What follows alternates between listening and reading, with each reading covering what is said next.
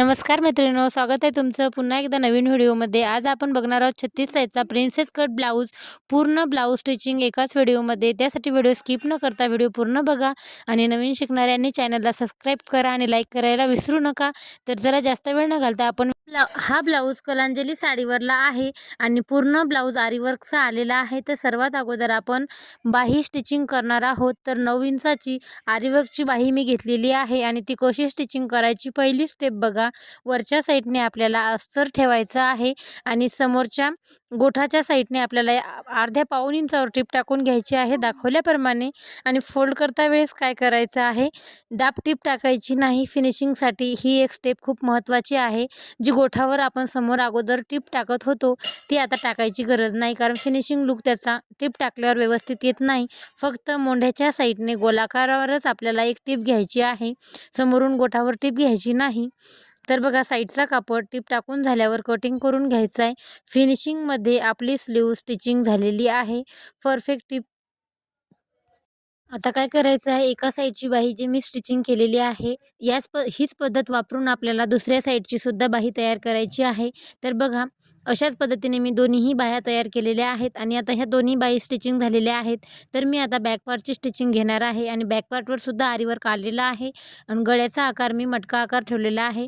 तर तुम्ही म्हणसाल ताई ह्या सगळ्या स्टेप आम्हाला माहिती आहेत, तर ज्या नवीन शिकत आहेत नवीन शिकणाऱ्यांना सुद्धा बेसिकपासून माहिती व्हायला हवं आणि नवीन शिकणाऱ्यांना सुद्धा हा व्हिडिओ समजायला हवा, यासाठी मी बेसिकपासून सांगणार आहे।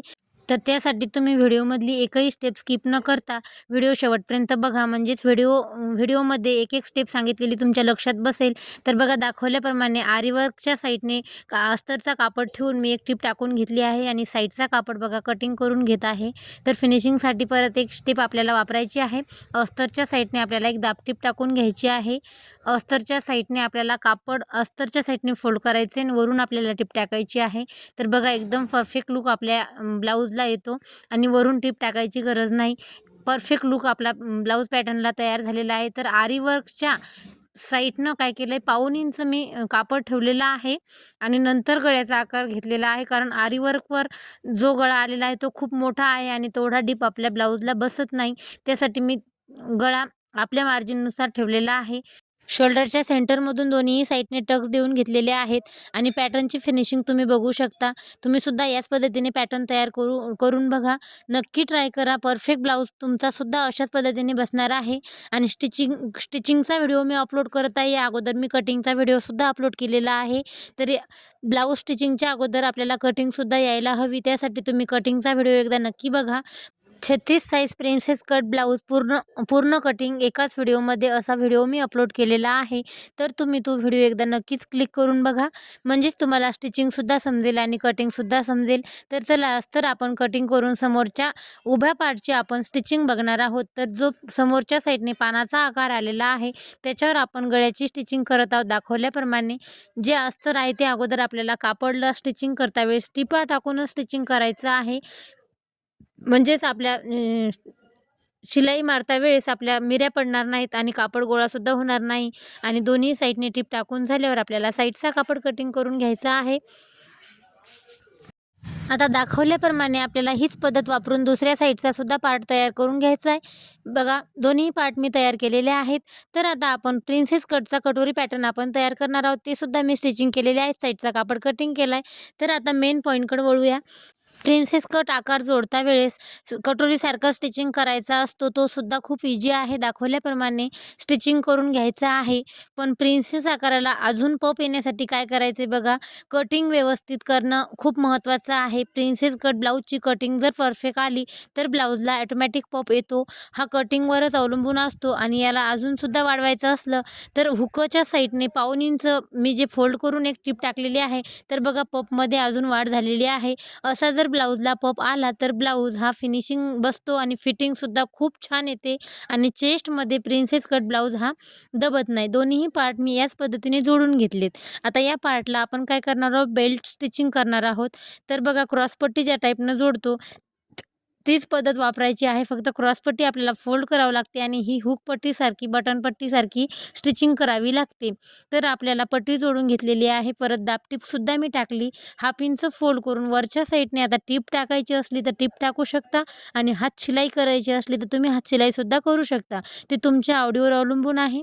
तर मी पट्टी स्टिचिंग करून घेतलेली आहे. ब्लाऊजची फिनिशिंग तुमच्यासमोरच आहे.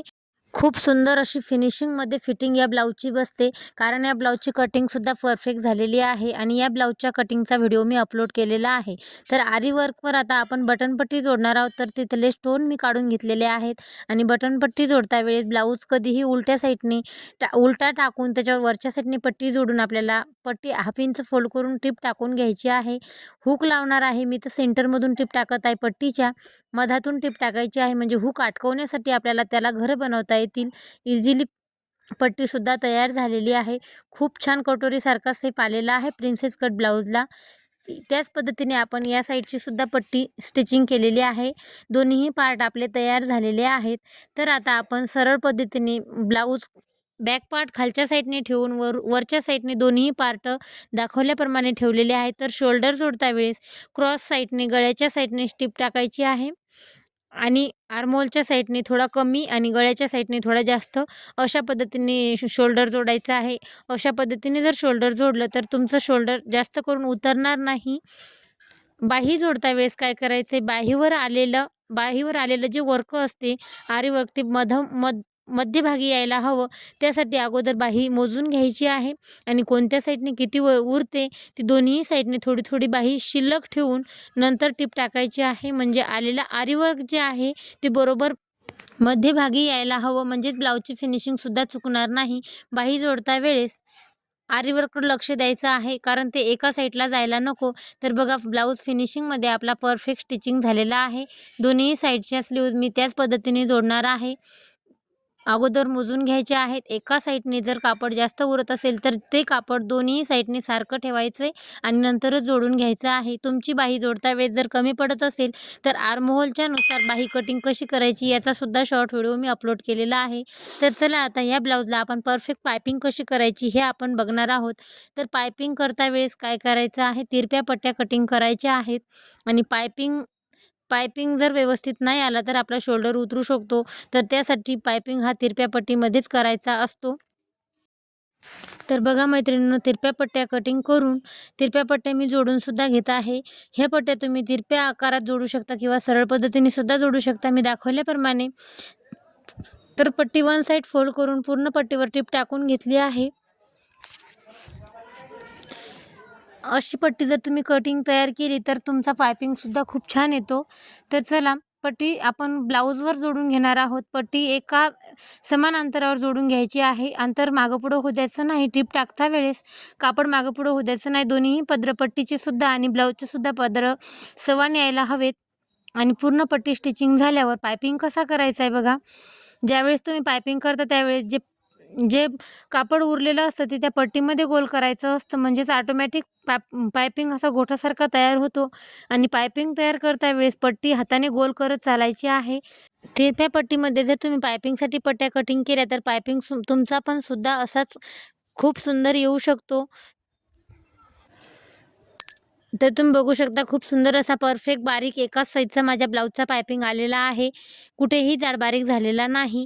याच पद्धतीने तुम्हाला सुद्धा ट्राय नक्की करायचं आहे. तर बघा आता हुक अटकवण्यासाठी आपल्याला जे घरं करायचे आहेत ते मी तुम्हाला व्यवस्थित सांगणार आहे. 5 जागेवर समान अंतराने मी 5 मार्किंग केलेले आहेत आणि जिथे मी चॉकने मार्किंग केली आहे तिथे तिरकस आकाराने हुक घर मी तयार करत आहे.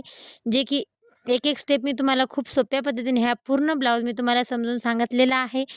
नक्कीच तुम्हाला समजला असेल. तुम्हाला व्हिडिओ कसा वाटला कमेंटमध्ये मला नक्की सांगा. आणि ब्लाऊजचा पायपिंग बघा, फिनिशिंग बघा, खूप सुंदर अशी आलेली आहे. फिटिंगसुद्धा या ब्लाऊजची खूप छान अशी आलेली आहे. तर व्हिडिओ तुम्हाला आवडला असेल तर सबस्क्राईब करायला विसरू नका आणि लाईकसुद्धा करा. तुमच्या एका लाईकमुळे हा व्हिडिओ अजून 4 मैत्रिणींपर्यंत पोहोचू शकतो आणि अजून नवीन 4 मैत्रिणी माझ्या शिकू शकतात.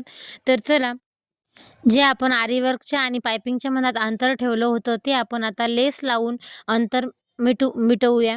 तर अशा पद्धतीने मी लेस लावणार आहे. पायपिंगच्या अगदी जवळ मी फोल्ड करून लेसवर टिप टाकलेली आहे. लेसवर मी दोन्हीही साईडने टिप टाकणार आहे आणि लेस मी त्या आरी वर्कच्या मॅचिंग होणार अशीच घेतलेली आहे. तर असं ओळखायला येणार नाही आरी वर्क की लेस.